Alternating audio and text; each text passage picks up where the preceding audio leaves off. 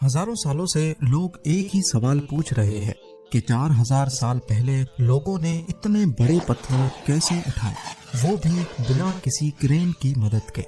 बात सिर्फ उठाने की नहीं, बल्कि कुछ स्टोन्स तो 180 मील दूर से लाए गए।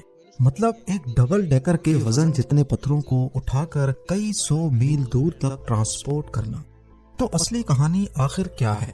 चलते हैं 2500 BC में, जब ना आयरन टूल्स थे, ना इंजीनियरिंग और ना ही कैलकुलेटर का कोई नामो निशान। फिर भी उन लोगों ने इतने भारी पत्थर 180 मील के फासले तक कैसे ट्रांसफर किए? इसके पीछे कई थ्योरीज हैं। पहली थ्योरी, जिसे लोग रोलिंग थ्योरी कहते हैं, इसके मुताबिक ये लोग स्टोन्स को लकड़ी के गोल गोल रोलर्स पे रख कर खींचते थे।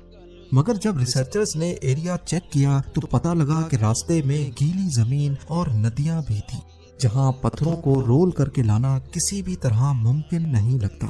फिर आई दूसरी थ्योरी। 2016 में नेदरलैंड्स में एक एक्सपेरिमेंट ने जाहिर किया कि रेत पर पानी डालने से फ्रिक्शन काफी हद तक कम हो जाती है, तकरीबन 50% तक। इसका मतलब था कि भारी सामान खींचने के लिए कम लोगों की जरूरत पड़ती थी। यानी जिस चीज को हमने 2016 में जाना, क्या ये कदीम लोग ये ट्रिक पहले ही जान चुके थे? एक और अजीब थ्योरी ये है कि स्टोनहेंज साउंड की मदद से बनाया गया था। जी हाँ, साउंड वेव्स। इस थ्योरी को एक्यूस्टिक लेविटेशन कहते हैं, जिसमें साउंड फ्रीक्वेंसी ग्रेविटी को कम करके पत्थरों को उठाने में मदद करती थी।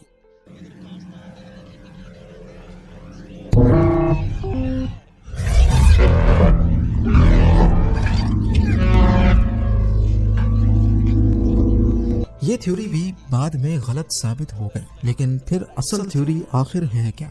आज के आर्कियोलॉजिस्ट कहते हैं कि इन लोगों ने लकड़ी के रैंप, रोप्स और पुली सिस्टम का यूज किया था। न्यू एक्सपेरिमेंट्स के मुताबिक 100 आदमियों की टीम सिर्फ 10 दिन में एक बड़ा पत्थर खड़ा कर सकती थी, सिर्फ लकड़ी, रस्सी और दिमाग की मदद से।